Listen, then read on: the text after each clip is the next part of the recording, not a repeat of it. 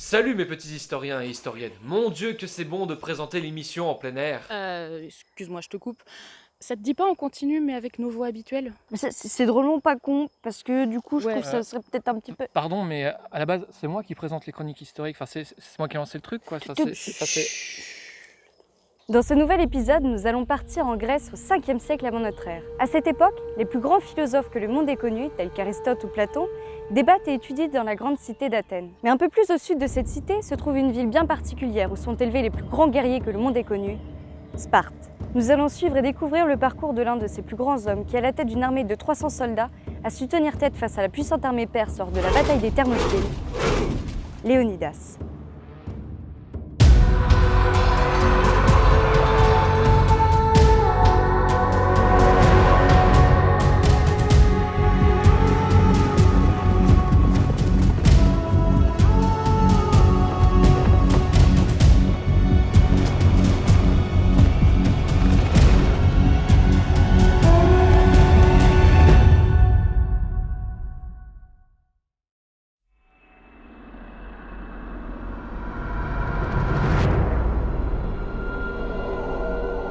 Léonidas voit le jour aux alentours de 540 avant Jésus-Christ dans la ville de Sparte, située dans la région du Péloponnèse, dont elle est la cité dirigeante, face à Athènes au nord et Thèbes au nord-est. Il est le troisième fils du roi Anaxandridas II, mais dès sa naissance, comme tout jeune Spartiate, Léonidas va devoir affronter la mort. En effet, à chaque naissance, l'enfant est examiné par les anciens, qui jugent s'il a une constitution saine et forte. Dans le cas contraire, l'enfant est jeté du haut de l'apothéte et vient s'écraser en contrebas. Cette méthode barbare voulait éviter que l'enfant soit une charge pour la cité. Jusqu'à ses 7 ans, le futur roi est éduqué par la nourrice de la famille qui doit déjà le renforcer physiquement en vue des épreuves qui l'attendent. Son père lui apprend le maniement de l'épée, du bouclier et de la lance et lui transmet auprès de personnes instruites les valeurs de la cité. À Sparte, la gloire personnelle n'a aucune valeur, mais la gloire collective est bien plus importante. À 7 ans révolu, Léonidas est arraché à la maison familiale et doit affronter la Gaugée comme tous les garçons de son âge.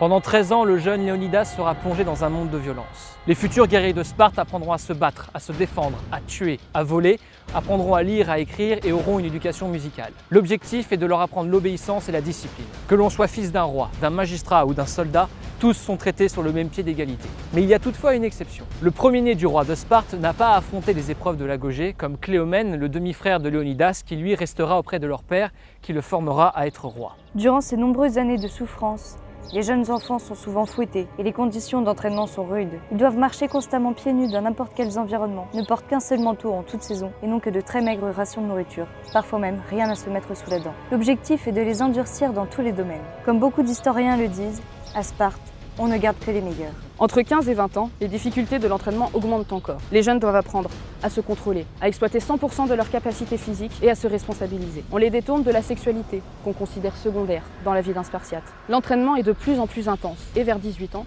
ils sont enrôlés dans une unité de l'armée. À la fin de leur éducation, certains jeunes hommes étaient sélectionnés pour affronter l'épreuve dite de la cryptie. Pendant une année entière, ils devaient s'exiler dans les montagnes sans se faire voir. Ils peuvent cependant redescendre la nuit pour aller voler de la nourriture et s'il le faut, tuer des esclaves pour leur voler leurs rations, ce qui devait renforcer la détermination de jeunes hommes. À la fin de cette année à l'état sauvage, ils revenaient dans la cité en tant que véritables guerriers spartiates.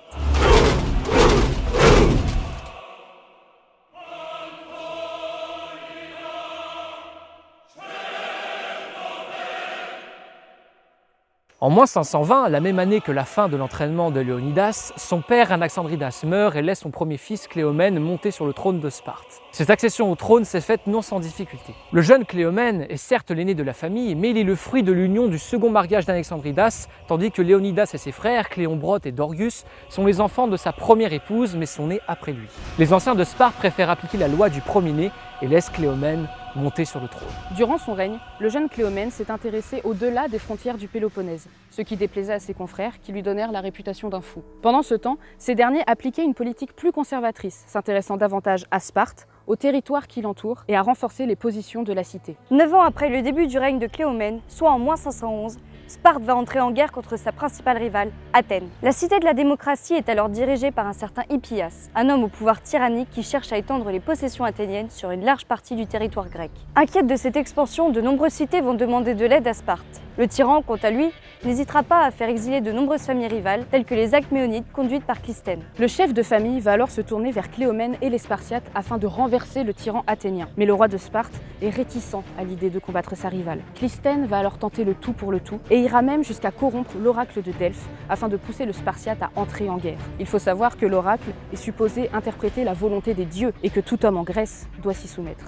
Mais si 1 ou 2 pièces d'or peuvent mettre les dieux dans votre poche, pourquoi se refuser un tel privilège? Les paroles de l'oracle étant favorables comme par hasard pour Cléomène, l'armée spartiate se met en marche en direction d'Athènes en -510. Léonidas, devenu un hoplite, donc un guerrier d'élite, dirige une partie des hommes au combat. Étant membre de l'élite spartiate, Léonidas est capable de manier à la perfection la lance, l'épée et de porter un lourd bouclier. Devant les murs de la ville, la première offensive est un échec. Le second assaut, mené cette fois par Cléomène, est un succès et il parvient à repousser le tyran jusqu'à l'acropole. N'arrivant pas à le faire capituler, le roi spartiate menace Hippias d'exécuter les membres de sa famille pris en otage par ses soldats. Ce dernier n'a d'autre choix que de déposer les armes. 3 ans plus tard, en -507, Cléomène apprend qu'il a en fait été le pion de Clisthène lors de sa campagne contre Athènes. Fou de rage, il attaque de nouveau la cité afin de le faire payer. Sa guerre personnelle est un échec, mais il la renouvellera une seconde fois en -506, qui se terminera par une deuxième défaite. Les années se poursuivent et tout devient plus compliqué pour Cléomène. Pourtant, Léonidas et ses frères lui restent fidèles et sont ses principaux alliés dans la plupart des projets qu'il entreprend. À partir de -494 et face à l'avancée des Perses, la plupart des cités grecques se soumettent. À partir de -491, Cléomène décide de destituer les traîtres. De nombreuses personnes influentes à Sparte décideront de lui mettre des bâtons dans les roues, ce qui agacera Cléomène qui n'hésitera pas à les destituer, parfois même à les emprisonner pour avancer à sa guise. 1 an après cette guerre de vengeance, soit en -490, le complot de Cléomène visant à destituer les personnalités de Sparte éclate au grand jour. Il finit par s'exiler, mais promet de revenir un jour dans la cité. Finalement, les Spartiates autorisent son retour, après avoir découvert que le roi exilé était en train de lever une armée, évitant ainsi une guerre civile. Cléomène est finalement arrêté par Léonidas et ses frères, qui le jettent en prison, où il mourra dans des conditions mystérieuses. Certains historiens avancent même que Léonidas serait à l'origine de ce complot.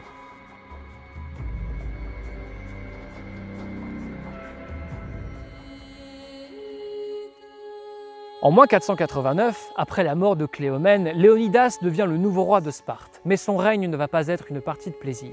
1 an avant son accession au trône, les Grecs ont dû faire face à une première invasion du pays par les Perses dirigés par leur roi Darius Ier. Pour éviter un bain de sang et des batailles inutiles, le roi perse envoyait des ambassadeurs dans les différentes cités réclamant la terre et l'eau, un gage de soumission face à la nation perse. Certaines cités acceptèrent, mais Athènes et Sparte n'en faisaient pas partie. À la place, on met à mort les messagers du roi perse. À Athènes, on les juge avant de les exécuter, mais à Sparte, on les jette directement dans un puits. Face à cet affront, l'offensive fut lancée et l'ennemi venu de l'Est gagna de nombreux territoires, Darius souhaitant mettre à genoux le monde grec. Voulant devancer les Perses et refusant de se cacher derrière les remparts en attendant un destin funeste, les Athéniens partirent à la rencontre de l'ennemi sur la plage de Marathon, à 40 km de la cité. Pendant 4 jours, les deux armées se font face. Au bout du 5e jour, l'offensive est lancée et les Athéniens massacrent sans aucune pitié les rangs perses.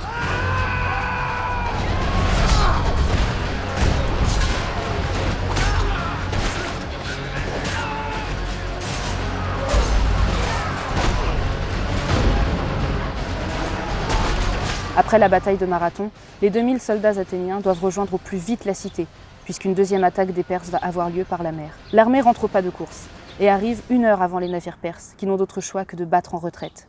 Ainsi s'achève la première guerre médique. Lors de cette première guerre, Sparte n'a pas pu lever le petit doigt à cause de la célébration des Carnéia, une fête vénérant le dieu grec Apollon, empêchant ainsi les Spartiates d'entrer en guerre. Toutefois, Sparte se préparera durant les festivités et lorsqu'elles prirent fin, ils purent se rendre à Athènes, mais ils arrivèrent trop tard. Faisons un bond dans le temps de quelques années. Sachant que Darius, le roi des Perses, est toujours en vie, Léonidas s'inquiète concernant cet ennemi et l'avenir de sa cité. Après sa défaite à Marathon, Darius est en train de rassembler une seconde armée encore plus importante que la première en vue d'une seconde expédition. Mais il mourra en -486 et c'est son fils Xerxès qui prendra la suite de son père. En -480, soit 6 ans plus tard, la gigantesque armée composée de 70 000 à 300 000 soldats envahit le sol grec. Face à la terrifiante armée, de nombreuses cités déposent les armes et jurent soumission. À Sparte, Léonidas, désormais âgé de 60 ans, se retrouve de nouveau pieds et poings liés à cause de la fête des Carnéias et des Jeux Olympiques. Il va dans un premier temps se tourner vers les dieux et l'oracle de Delphes et va la supplier de connaître l'avenir de sa cité. L'oracle se présente devant le grand roi spartiate et lui déclare ceci. Pour vous, citoyens de la vaste Sparte, votre grande cité glorieuse, ou bien sous les coups des Perséides tombe, ou bien elle demeure. Mais sur la race d'Héraclès, sur un roi défunt, alors pleurera la terre de Lacédémon. Son ennemi, la force des taureaux ne l'arrêtera pas, ni celle des lions. Quand il viendra, sa force est celle de Zeus. Non, je te le dis, il ne s'arrêtera pas avant d'avoir reçu sa proie, ou l'une ou l'autre.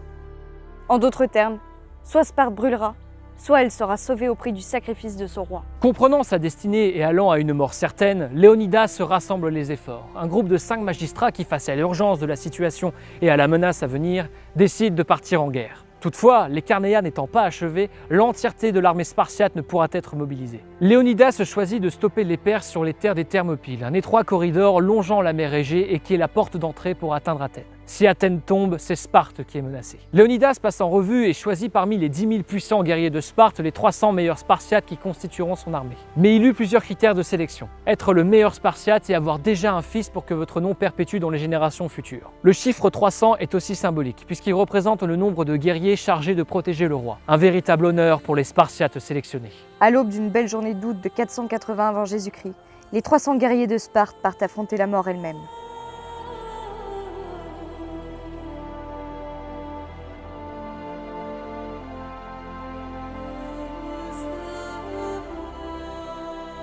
Sur les 400 km qui séparent Sparte aux Thermopyles, Léonidas et ses 300 Spartiates sont rejoints par des soldats grecs, venus de différentes cités, comme Corinthe, Thèbes et même Athènes. La petite troupe va littéralement devenir une armée de 7000 hommes, qui va devoir combattre le géant perse et ses 300 000 soldats. Après plusieurs jours d'une marche éreintante sous un soleil de plomb, les boucliers grecs arrivent enfin en vue de l'étroit corridor de 10 mètres des Thermopyles, le 13 août 480. Commandé par Léonidas, le Spartiate décide de mettre au premier rang les 700 soldats thespiens répartis sur 18 rangées. Mais au bout de plusieurs jours, rien. En effet, Xerxès, pensant à une blague des Grecs, hésite à attaquer. Il sait qu'il peut perdre de nombreux hommes dans cet espace étroit. Finalement, au bout du 5e jour, l'offensive est lancée.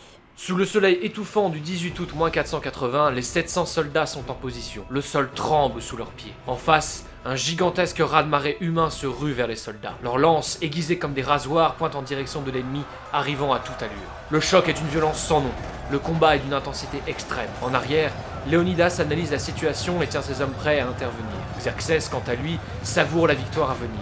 Pourtant, les lignes grecques commencent à avancer et repoussent les Perses. Furieux, Xerxès ordonne de tirer plusieurs volées de flèches.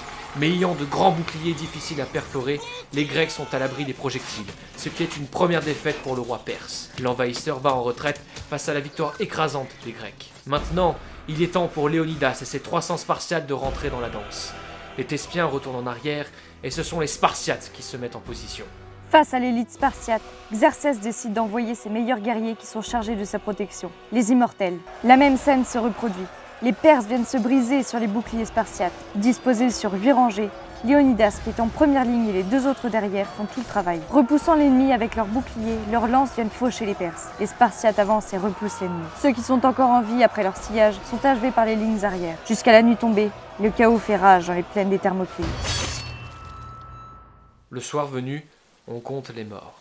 Environ 100 Thespiens et 20 Spartiates ont trouvé la mort, tandis qu'en face est une dizaine de milliers de soldats qui sont passés de vie à trépas. Comme le dira l'historien grec Hérodote, Xerxès possède dans son armée beaucoup d'hommes, mais peu de soldats. Ce jour est l'heure, et on célèbre la victoire tandis que Xerxès maudit les dieux. Le lendemain, le 19 août 480, la bataille reprend. Xerxès a mobilisé les meilleurs éléments de ses troupes, tandis que Léonidas, de son côté, aligne les unités qui n'ont pas combattu la veille. Vague après vague, les Perses viennent s'écraser sur le mur de fer grec. Le soir même, le nombre de morts chez les Perses fait froid dans le dos, tandis que chez les Grecs, environ 1 millier d'hommes ont perdu la vie. Retranché dans ses quartiers, Léonidas commence à percevoir une lueur d'espoir. Son objectif était de ralentir les Perses, pour laisser aux Grecs le temps d'organiser une défense digne de ce nom. Mais au vu de ces 2 journées de victoire, Léonidas peut-il remporter la guerre seul et avec si peu d'hommes? Seulement, dans l'obscurité, les complots et les trahisons sont souvent à l'œuvre. Dans le camp de Xerxès, au beau milieu de la nuit, un certain Éphialtès décide de trahir les siens pour des raisons inconnues. il dévoile au roi un chemin accidenté dans les montagnes qui peut contourner les hommes de Léonidas et les encercler. Au camp de Léonidas, des patrouilleurs lui indiquent la trahison de l'un des leurs et qui seront encerclés d'ici l'aube. Pour Léonidas, la partie est perdue, alors qu'elle était jusqu'à présent à son avantage. Le roi spartiate congédie l'ensemble des troupes grecques qui sont à son service, excepté ses 300 guerriers. À Sparte, on n'abandonne pas sa position. On ne se rend pas, on meurt avec honneur sur le champ de bataille. À l'aube du 20 août 480 avant Jésus-Christ, Léonidas et ses 300 soldats sont encerclés. Le combat débute et les Spartiates tombent les uns après les autres, mais parviennent à ôter la vie à de nombreux Perses. Durant ce carnage, Léonidas finit par succomber à ses blessures.